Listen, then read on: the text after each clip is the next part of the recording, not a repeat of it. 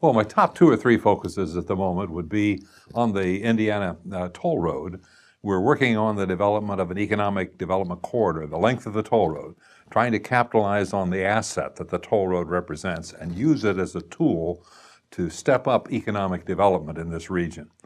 Along with that, we're looking at the possibility of developing a fiber optic corridor along the toll road to give 21st century broadband capacity to this region in ways that we haven't been able to do it before. You know, we're really interested in trying to get more high-tech employers coming to this area, and we're interested in getting corporate headquarters in this area because it brings so many diverse types of jobs to the region. Those things simply won't happen if we don't have high-capacity broadband communications. And this one we're working on so that there will be access to it for all the communities along the toll road. Right now, there's a fair amount of fiber optic capacity along railroads, but it's very difficult for communities to get access to that.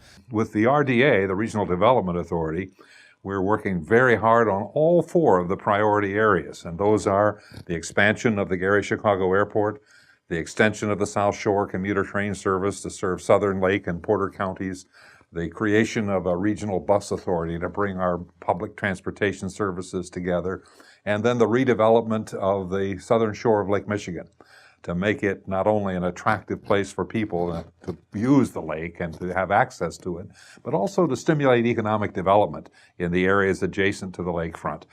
There will be short-term projects that we'll work on, but the real impact is long-term, over a long period of time. If any of those four priority areas are successful, they will transform Northwest Indiana in very positive ways. Then my third major priority, I was only supposed to give two, but I'm going to take three, is high-speed rail passenger service. These are services connecting major urban centers, usually 200 to 350 miles apart, high-speed, high-frequency service. And I like to say this is not your grandfather's passenger train. This is a very different approach. We'll be looking at 110 mile an hour service, very frequent, and it's important to us in northern Indiana for us to have this kind of new service available. Same is true in northeastern United States, where they've connected cities like Boston and New York together. And now, really, rail is much more attractive as a mode of travel than air is between such cities. Same thing can happen here in the Midwest. Valpo's got about everything you could want. I mean, if you look at Valparaiso, you've got a marvelous downtown. It's different than it used to be, but compared to other communities, you have a city center that people want to come to and enjoy. And you're working to make it better all the time.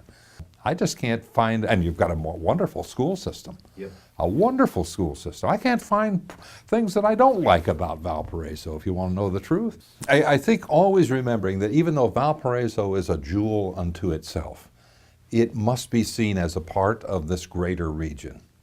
And the leadership and the positive things about Valparaiso are not going to be destroyed by being a part of this greater region. You're going to help make the whole region better.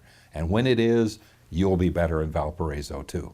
But I've come to realize that Northwest Indiana is our region. It's LaPorte, Porter, and Lake counties. And we have a common destiny.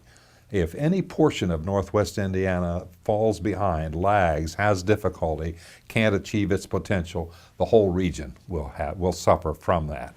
And so I began to realize that it was important to make an investment in leadership, regional leadership, to help bring this whole region up.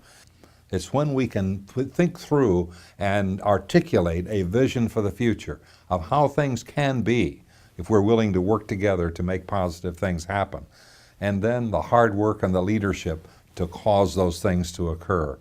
You know, I hear the phrase, sometimes people say that the best is the enemy of good. I look at it the other way. I think sometimes good is the enemy of best. That we're willing to settle for what we have because we haven't thought through what could be, what would be best for this region, and how do we achieve it. And that's where I like to spend my time and energy, on what's going to make this a better, stronger, more desirable place for people to live and work in the future.